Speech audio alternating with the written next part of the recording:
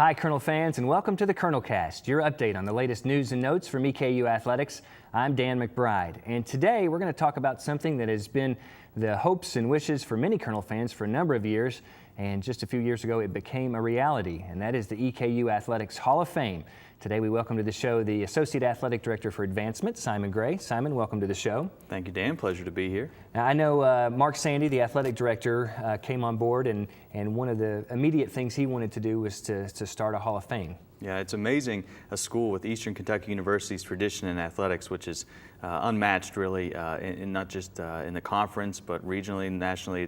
EKU has an incredible history, and the fact that people hadn't been honored from the beginning, 100 years almost, at the time we started of athletics was truly amazing, and the fact that we could get the Athletics Hall of Fame started, we've received very positive feedback on it. Yeah, I know obviously starting something like this from scratch isn't easy, so talk to us about some of the steps you had to go through early on. Yeah, it really was a long process. Obviously we could take some ideas from what other people had done, but the first thing that we did, and of course it was a group effort, there were several people involved in getting the Athletics Hall of Fame off the ground, but we had a steering committee of sorts put together to get a constitution written, come up with qualifications, criteria, talk about the inaugural class. There was an interesting, in 1975 there was a celebration of 25 of the greatest student athletes ever to come through Eastern Kentucky University. So the steering committee had to decide what to do with those folks. Ultimately, they called them the founders and made them part of the inaugural class, which worked out wonderfully.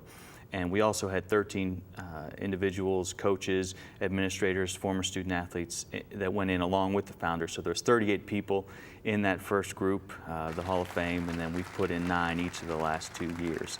There is an induction committee that meets every spring, and it's a very, very difficult task for them. All the people that have been nominated, they try to whittle down. They're all deserving, but they try to whittle it down to a manageable number to put in each class. Now, you mentioned nominations. If someone out there has a former favorite or a fan or player or athlete that was close to them, how do they go about nominating them? And also, I think it's important to mention that this isn't just athletes. We've had administrators, sports information director, trainers, all kinds of different people associated with athletics. Absolutely. There's all the information is on EKUsports.com, the official online home of Colonel Athletics. But not only can you find the Constitution there and the different areas of people that can be inducted into the Hall of Fame, whether it's former student athletes, administrators, coaches, friends of the athletics program, teams of distinction are also able to be nominated for induction. So all of that is on the website, as well as the nomination form. That form is also available in the athletic director's office, so if someone's in Alumni Coliseum in town, they can come by Mark Sandy's office and get a nomination form, or get it online, email, or mail it in.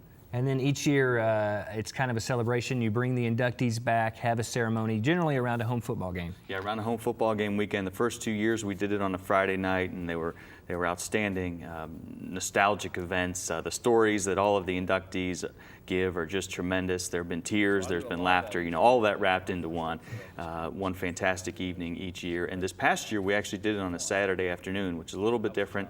We did it before a night football game, and it worked out very well also. So it almost doesn't matter the venue or when you do it, as long as the inductees and their families are there, it's fantastic. Well, we're looking forward to next year's induction class. Simon, thanks for coming on and filling us in on the EKU Athletics Hall of Fame. Glad to do it, thank you. As Simon mentioned, you can get all of the information on how to induct someone or any of the other information about the Hall of Fame on the official EKU Athletics website.